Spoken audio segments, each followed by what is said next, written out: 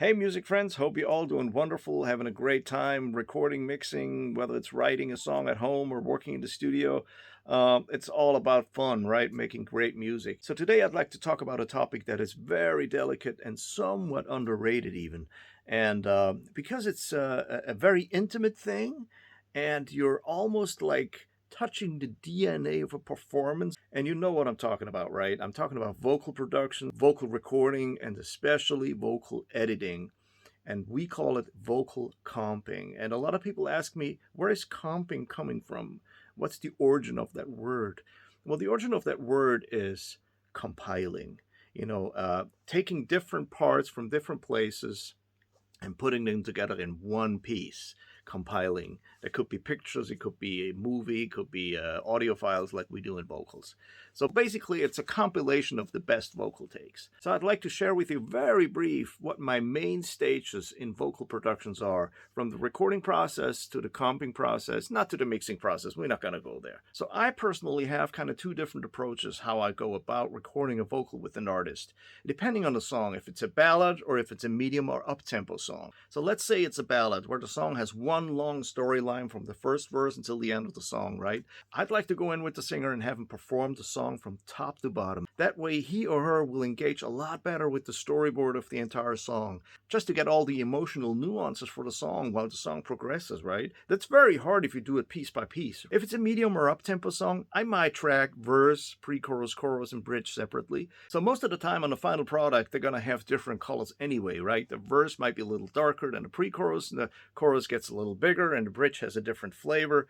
So it's good to have them on separate tracks, right? And it's also a relief for the singer. Sometimes you have to go really deep on a timing thing if it's an up-tempo song. Stuff you might have a little bit more timing tolerance in the ballad, right? Okay, so let's talk about vocal comping. So I usually do have a 5-step vocal comping process, right? But there is a step 0, and step 0 is get the client out. I mean, you don't want the singer to be there when you're comping vocals. I've done it 100 times. It's always a nightmare. I try to bring the singer in when everything is polished and beautiful, and let him sit down in front of the board, in front of the speakers, and let him, soak in the performance. He doesn't need to be there and see the blood while I'm cutting the stuff up. So let's say we're comping a ballad. The way I do it the old-fashioned way I've learned. I have one take with all the playlists and all the stuff recorded for the song. Then I have a fresh take right underneath, and I drag everything down that I like. Okay, step 1 is go sentence by sentence and just go for feel. Doesn't matter if it's flat or sharp or out of time.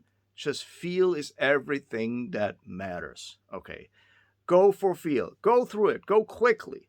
Go through the takes. That feels right. That feels right. That feels right. That feels right. Don't even start editing the glitches and all that stuff. That comes later. Just go for feel. Do the entire song like that.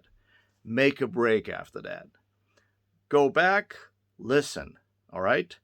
You might have a lot of cuts and stuff in there. The feel is there, believe me, because you went for the feel. That's all you wanted to. And if you had a really good vocalist with an even performance, chances are that you're pretty close with the comp. All right, step 2, you listen to the entire first comp pass you did. And every time you cringe and say, okay, you'll find something else. You'll find an alternative take of the track above and see what would complement the track in a great way. Again, go through the entire song like that and make a break. At least 15 minutes. Listen to something else, go get a coffee, talk to people, come back with fresh ears. Step number 3, same thing. Listen from top to bottom, and every time you cringe, it's gonna be less. Add more stuff and choose alternative takes. Okay, so usually after step 3, you pretty much got your comp together, and it feels already pretty good. All right, step number 4, timing. So all the bits and pieces you've created from the previous 3 steps have to line up somewhat. I mean, if you had a great singer, chances are that the timing is pretty close, since the performance might have been really disciplined. But there will be some timing issues, since all the takes wouldn't line up perfectly, of course. So timing, I don't want to lie to you, it's probably going to take you about 2-3 hours to fix it. All right, step number 5, tuning. The brain likes good pitch. Everything's got to be great and relatively great in tune. I don't say that every note has to be perfectly in tune, of course. It's supposed to be musical, it's supposed to be natural sounding, of course.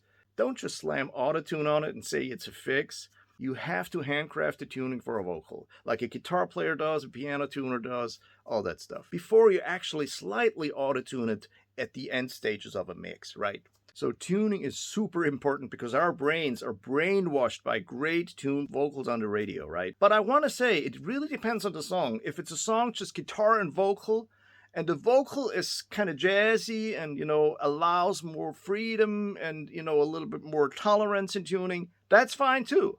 But if you're talking about Mariah Carey vocals, you're talking about like really nice, slick vocals, gotta be tuned. So after you've done all that work and maybe put 6-7 hours into that vocal comp already, there is one last step you have to do.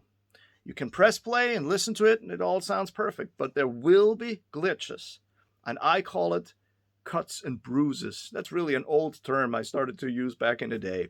Cuts and bruises, meaning cleaning all the glitches and cuts that happen through the comping, crossfades, breath. Make sure you take the original breath from the take you're actually using, not copy like one from the last take. That's very important too. And here's the tip. Try the listening on headphones. No reverb, slightly compression is fine. Listening through the entire vocal with your eyes closed. If you feel the singer sang the entire song in one take without interrupting or like weird, you're done.